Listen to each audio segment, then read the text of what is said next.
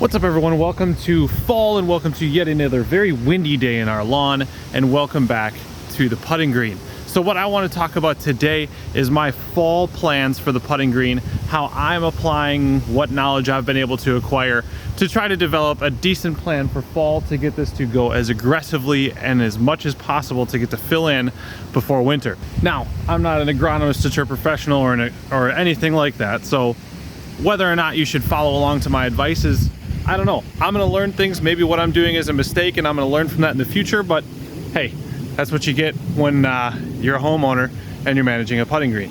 So what's my plan? Well, I'm learning from some of the mistakes that I made through the summer, and those were largely related to the lack of watering effectively and getting behind on disease control and plant growth regulators. So we're gonna be watering regularly as we need to, and we're going to be staying on top of PGR.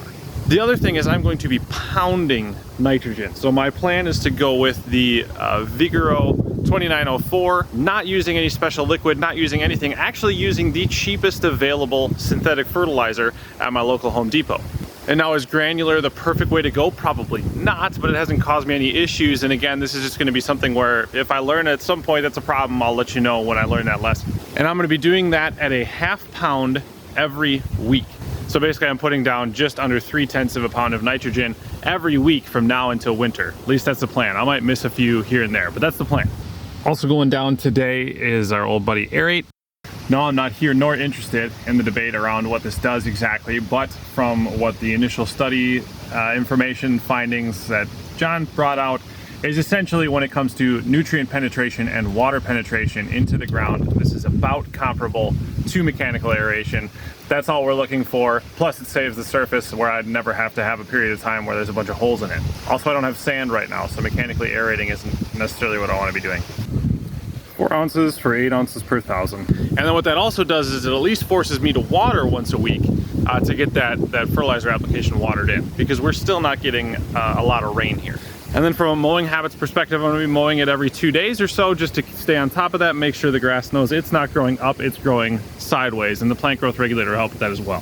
And so that's really it. Just wanted to provide you a little bit of information on what my plan is here for the fall. And if you are following along, any people doing putting greens, I think it's my understanding that this is basically the way we want to go. We want to be making small fertilizer applications fairly frequently to really start to kickstart this along. And again, with this shorter cut turf, it becomes more important to water. And if you're going this short, down at 1/8 of an inch, you're gonna wanna have some sort of plant growth regulator routine in there as well, although not necessary. So there you go, hopefully that's helpful, just keeping you updated and trying to provide what I'm learning here and how I'm supposed to manage this here in our lawn. Hopefully any of you that are following along doing putting greens in your backyard, all of those are looking great and coming along fantastically as well. Leave me a comment down with any questions you might have and I'll do my best to find the answers. Like the video if you liked it, subscribe to the channel if you haven't already. We'll see you next time.